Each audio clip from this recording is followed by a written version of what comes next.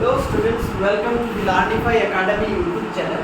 Today I am going to start the chapter Subject English and the name of the chapter is Tea from Assam. मतलब चाय जो असम में है उसके बारे में हम डिस्कशन करेंगे. क्लास 10 के चैप्टर में है एक T from Assam. So let's start this chapter.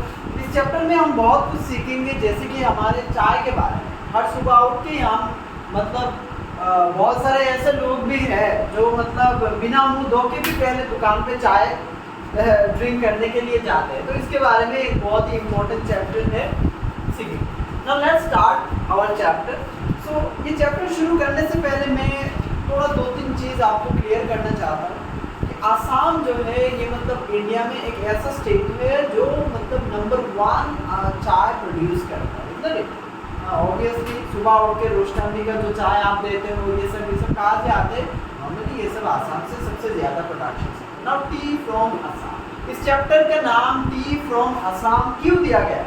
ये चैप्टर का नाम टी फ्रॉम असम इसीलिए दिया गया है क्योंकि ये जो चाय है ये मतलब असम के बारे में है. ठीक है, असम में जो चाय है इसके बारे में लेके इस पूरे चैप्टर में डिटेल एक स्टोरी है, इसीलिए उस चैप्टर का नाम दिया गया है T from Assam. Now let's start.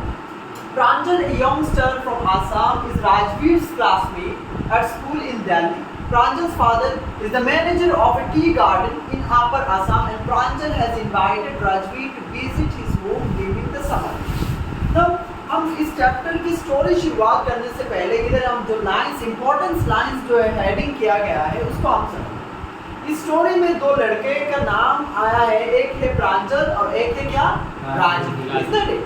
तो प्रांजल कौन है और राजवीर कौन है, सबसे पहले ये जानेंगे. प्रांजल ये जो एक यंगस्टर है हमारे जैसे है और वो कहाँ से बिलोंग करता है? आसाम से बिलोंग करता है. Where is the Pranjal house? Pranjal house, Pranjal का घर कहाँ है? आसाम में, इजंट इट? एंड राजवीर जो है वो कौन है? वो प्रांजल का क्लासमेट है. तो यहाँ पे एक क्वेश्चन आ सकता है, who is Rajveer? So what will be your answer?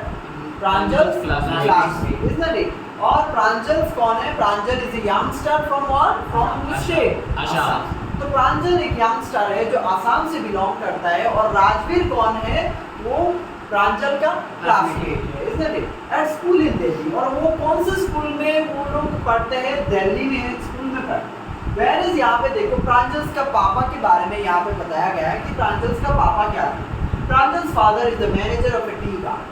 तो हमारे आसाम में आप लोगों ने देखा होगा बहुत सारे टी गार्डन है, चाय बागान जो हम कहते हैं. तो उनमें से जो एक चाय बागान का मैनेजर कौन थे? प्रांजल का पापा, इधर एक. So Pranjal father is the manager of a tea garden in upper Assam. और वो कौन सा टी गार्डन पे मतलब गार्डन का मैनेजर थे?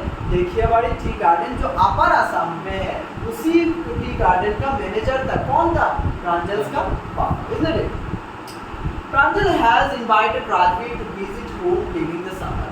तो हर समय में जब हम वेकेशन मिलते हैं तो एक दूसरे फ्रेंड्स को इनवाइट करते हैं कि तुम मेरे स्टेट पे आना या तो तुम मेरे घर पे आना, मेरे गांव तक आना. तो वैसे ही प्रांजल ने क्या किया? राजवीर को इनवाइट किया कि राजवीर मेरे क्लासमेट और मेरे दोस्त, आप क्या करना समर वेकेशन पे मेरे स्टेट पे आना, आसाम पे आना मतलब घूमने के. चलो देखते हैं क्या होता है.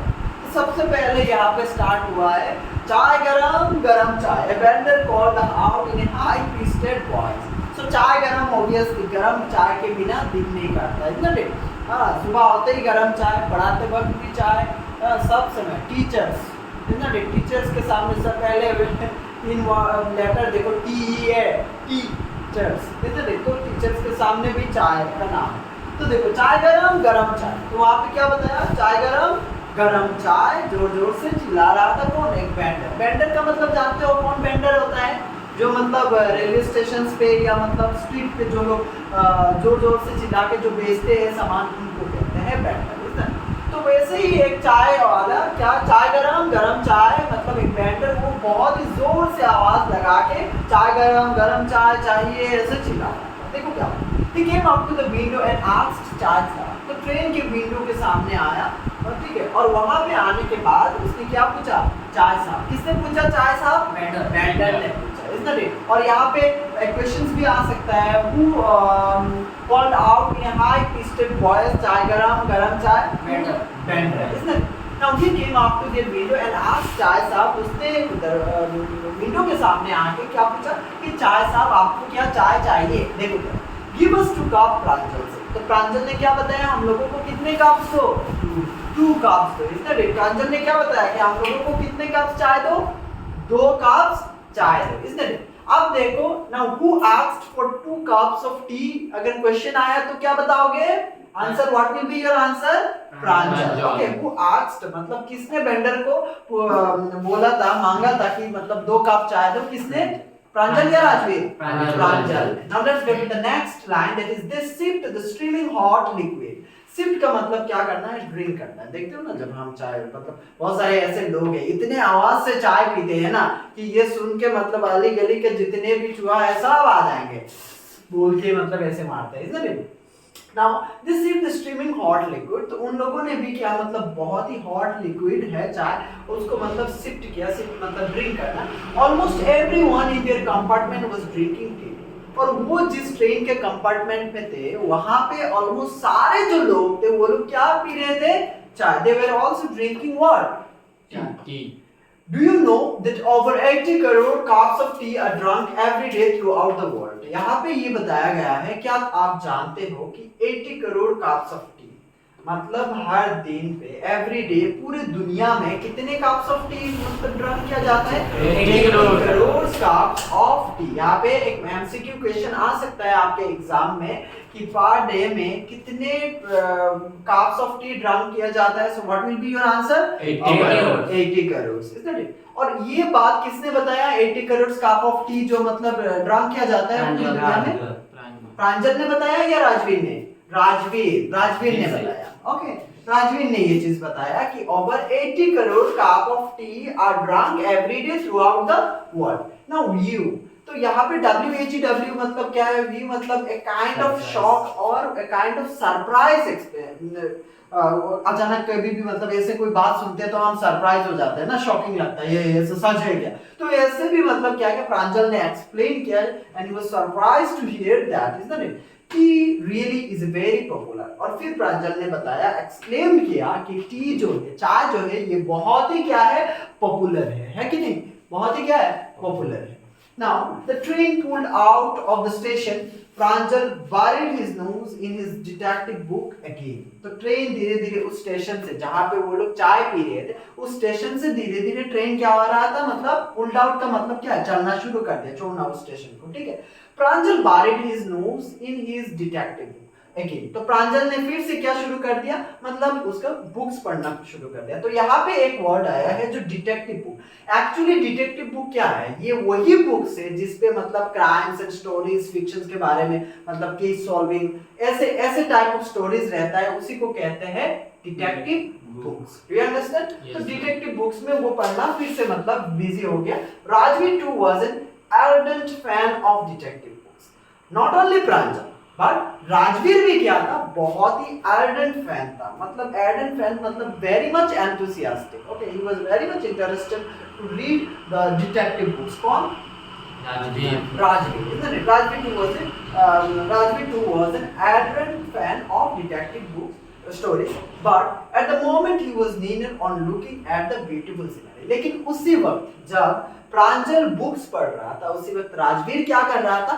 बाहर की तरफ, जो बाहर का जो एनवायरनमेंट है, बाहर का जो सिनारी है, वो चीज राजवीर एंजॉय कर रहा था। Is not it? तो देखो हम देखेंगे कि यहाँ पे क्या बताया गया है कि राजवीर ने क्या देखा है।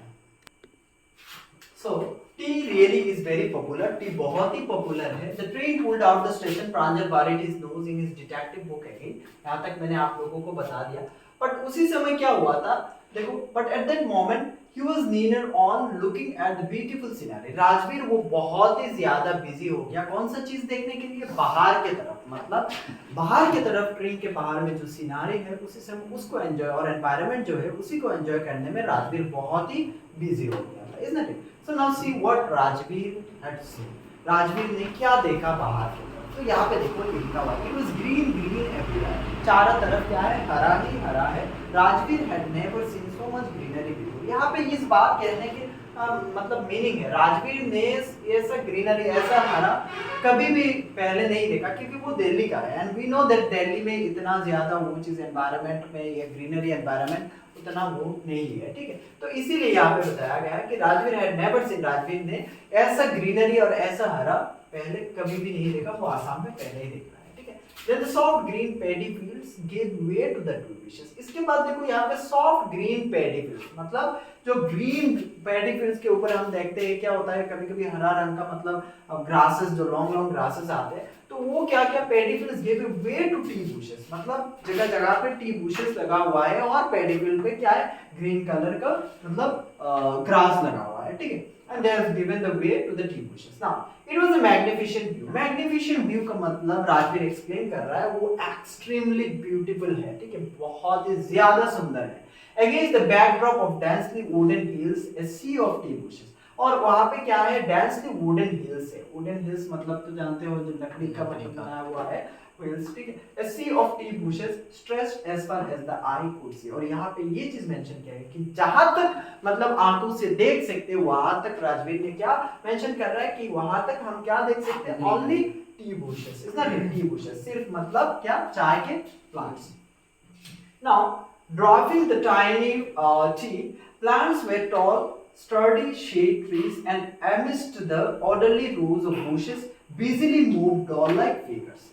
यहाँ पे ये चीज बताया क्या जा रहा है, ड्रॉपिंग मतलब curves to the sea, extremely small, okay, the tiny tea plants, मतलब ये जो छोटा छोटा जो टी प्लांट्स है उसके बीच में क्या है, बड़े बड़े, आपने देखा होगा टी गार्डन पे कि छोटे छोटे टी प्लांट्स में बीच में क्या क्या बड़े बड़े क्या है, लंबे लंबे मतलब ट्रीज है, ठीक है। और शार्डी ट्रीज इसके बारे में बताया गया है, स्टर्डी शेड ट्रीज मतलब अब वो ट्रीज क्या करता है, छोटे जो प्लांट्स है टी का उनको शेड देता है, and amidst the orderly rows of bushes usually move doll like figures, मतलब मिडिल पे orderly rows of bushes busily move doll like figures, और वो इतने आसानी से मतलब डॉल के जैसे, छोटी डॉल देखते हो ना, तो डॉल के जैसे फिगर्स में है कौन सी चीज, T plants. Do you understand what I से?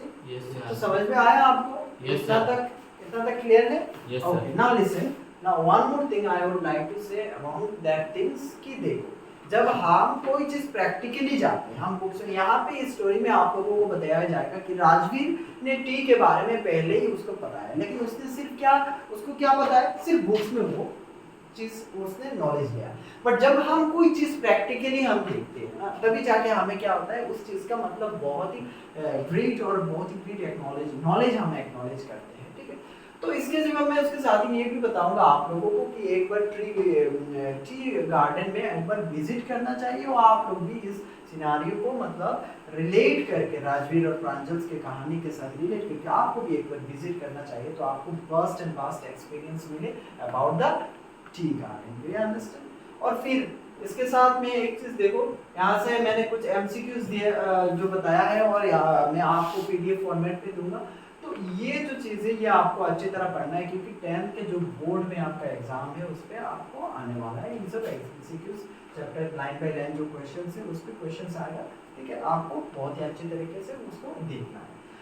और फिर जब देखो, it's already we know that it's already how many months gone, almost 6 महीना चला गया, बाकी रह गया कितना, और 5 मंथ, हार्डली 5 मंथ्स। देखो आपको इसी 5 जो महीना रह गया, उस 5 महीने में आपको बहुत ही तगड़े तरीके से आपको क्या करना पड़ेगा, मेहनत, डे एंड नाइट आपको पढ़ना पड़ेगा, वरना आप उतना तक रिजल्ट मतलब एक्सपेक्टेशंस करना ही चाहिए। If you work hard today, मतलब आज अगर आप मेहनत करके थोड़ा ज्यादा टाइम देके अगर आप पढ़ लोगे आज, तो मतलब कल आपका जब रिजल्ट आएगा वो आपको सेटिस्फेक्शन से जाएगा, ठीक है। अगर आप आज मेहनत नहीं करोगे तो वहां पे जाके कल के लिए क्या हो जाएगा, then you will be dissatisfied with your result, and मतलब वो गलती तुम्हारा ही रहेगा, and you will always blame yourself. So it's better to study now, not to regret after, okay? So आप भी पढ़ लो, चाहे मतलब थोड़ा ज्यादा पढ़ो, मेहनत करो। देखो क्या चीज़ है, क्या है, क्या चीज़, मतलब बहुत ही इजी चैप्टर्स है, क्लास 10 का जो जो मतलब चैप्टर्स है बहुत ही इजी है, डे बाय डे रूटीन बनाओ, उनको फॉलो करो और पढ़ते जाओ, ठीक है। सो यही था, मतलब मेहनत आपको करना ही है, मतलब अभी से शुरू कर दो, you are already late, okay. So thank you. We'll meet you soon in the next video.